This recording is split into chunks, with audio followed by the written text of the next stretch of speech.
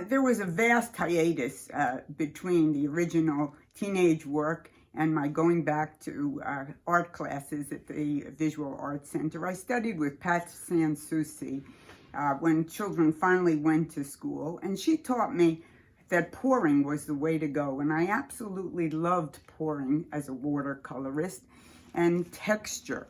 So here's one of the works I made with her as my idea of art released me from the idea of realism, and I went directly into texture, keeping a lot of the biblical ideas, but pouring instead of using a brush. I continued with, as a watercolorist, with Fernando Categ at the Summit Art Center, pouring, and he helped me edit many of these early watercolors.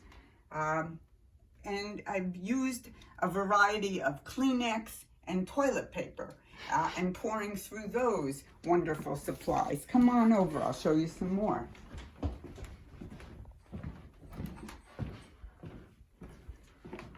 I still continued with Judaic themes, and here's a Kabbalistic idea of the breaking of the vessels and how goodness was scattered in the world, and how it's a man's job to have to recreate and pick up those pieces, otherwise known as tikkun olam.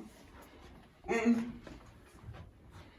I continue to focus on creation issues, the chaos of the first days, the tohu vavohu is what it's called. And it's the pouring technique, and you can see there's the paint is poured through toilet paper, through tissue paper, and it continues that way. And then I remove those papers later. I also love the idea of using alcohol inks because of how the paint flowed. So this is alcohol ink on Yupo paper.